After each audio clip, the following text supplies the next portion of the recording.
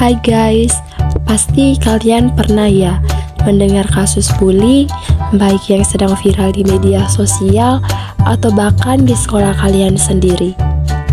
Dalam bahasa Indonesia, bully disebut dengan perundungan. Apakah teman-teman tahu tentang bully?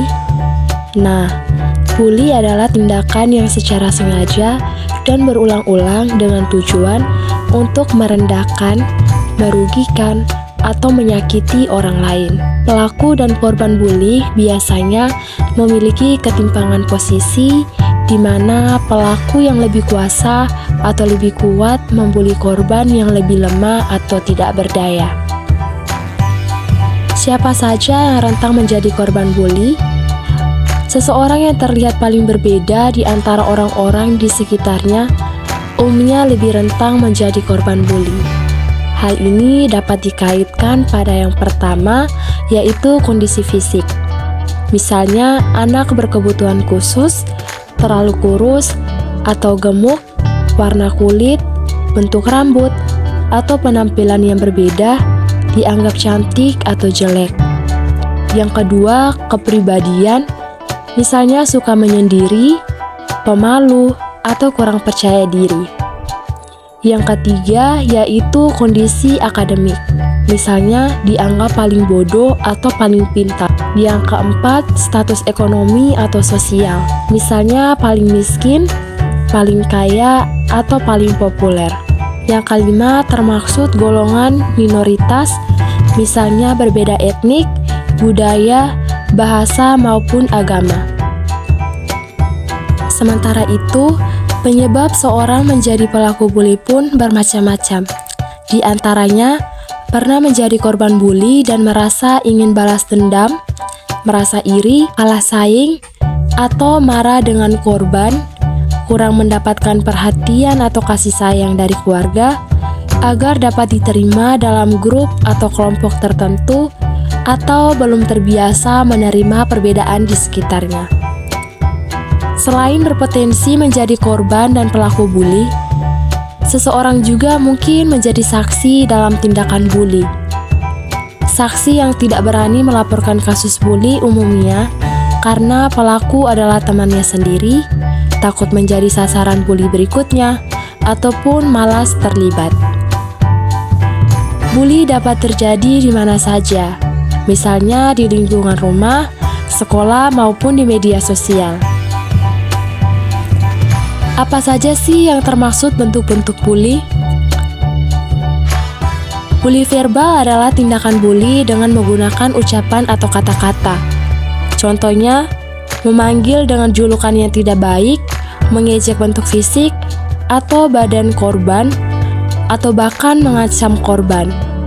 Selanjutnya, adanya bully fisik.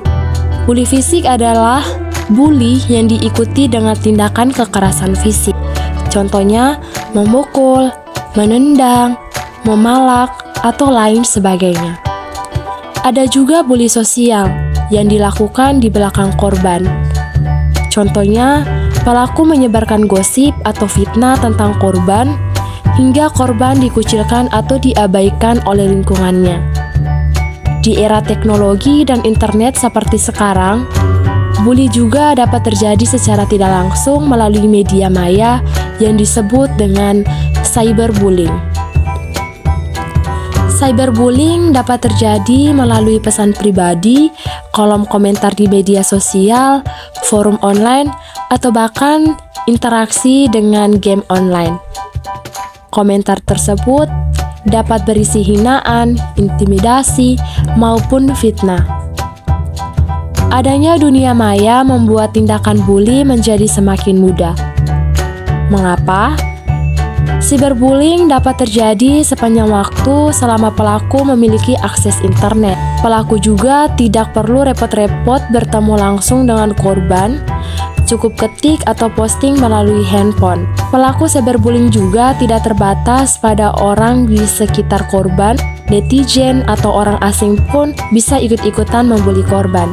Ditambah lagi adanya fitur anonim membuat pelaku menjadi semakin leluasa dan berani untuk melakukan bully. Korban dari bully dapat menjadi minder kehilangan kepercayaan diri, atau trauma sehingga cenderung menarik diri dari pergaulan atau kesulitan berinteraksi dengan orang lain. Selain itu, rasa cemas, depresi, sampai keinginan untuk bunuh diri juga mungkin dirasakan oleh korban bully.